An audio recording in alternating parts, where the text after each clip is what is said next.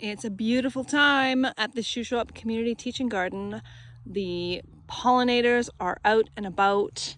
Plants and crops are growing, and so are the weeds though. Right now here at the garden is all about trying to get all these crops that we have now planted to really thrive.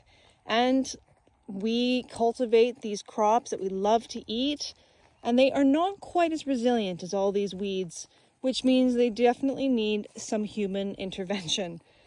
On our part, that means pulling weeds to lessen the competitor and also checking for pests. We have potato beetle up here. The Colorado potato beetle is one of our challenges. We try again to, we want to plant potatoes. That's one of those sort of staple crops for the food banks. And so we're trying again, but it does require hand picking of those beetles and checking for eggs. So you can see here what we have are these buckets of soapy water. And that way you can be putting any of the full size or even the sort of like larvae stage of these potato beetles into the soapy water. So that's a way to eliminate them. Checking the undersides of leaves in order to see the eggs themselves is a great way to stay on top of it. We are a naturally grown, we are using organic principles, which means that we are using our hands to pick off bugs. We are inspecting for aphids. We are looking for slugs or cutworms. And so it does require more time, and that's why we really benefit from volunteers.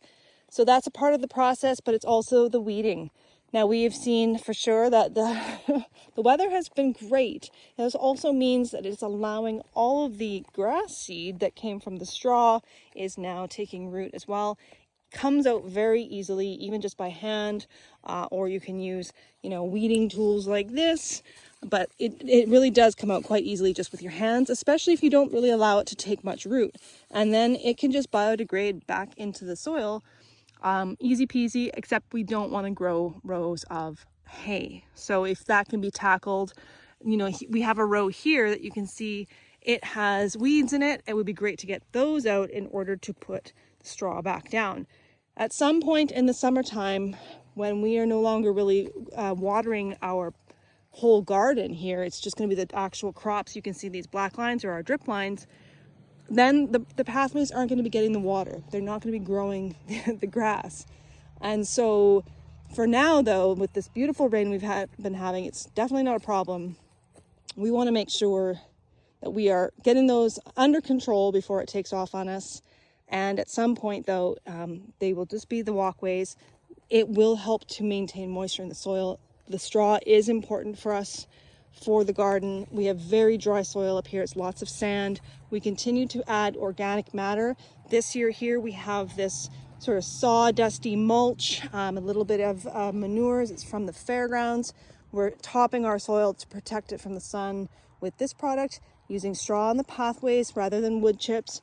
Wood chips for our main pathway and also the perimeters.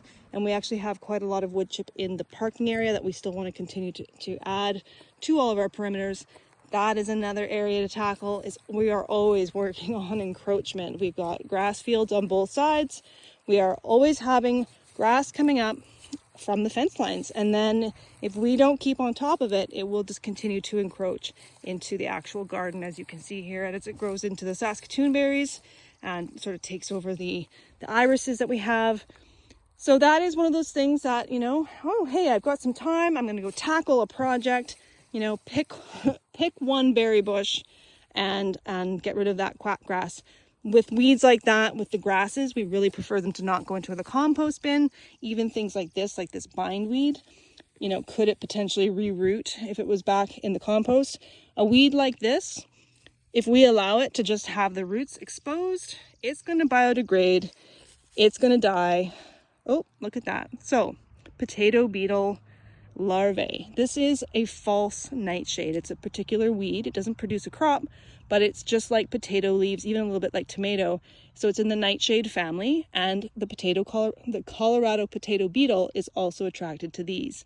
So if we find these in our garden, they are a trap crop, and yet they also is a place for them to propagate. So those are the kinds of things that we now have to squish these to get rid of them. Weeds like this, though, in general, can stay on our pathways. They will break down and biodegrade, but we want to get rid of quackgrass out of this garden. So it's about nurturing now. A lot of our beds are planted. Now we just want to help the crops themselves to thrive, give them a lot of TLC. And coming up on Monday, we're going to have lots of peas to pick. There might be a very small lettuce harvest. Harvests still aren't quite big, but they will be, especially as we have more hands helping in this garden.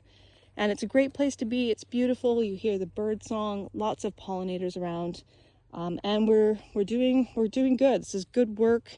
Feels good. It's great to be outside, and we know that this nourishing food is going to go into our community, which can really use that assistance.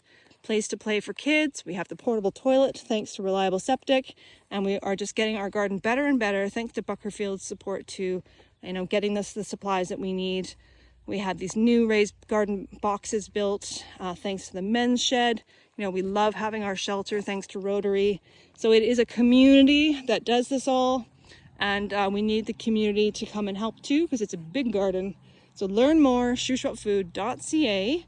That's our update for today. It is June the 5th of 2026, and the garden is beautiful.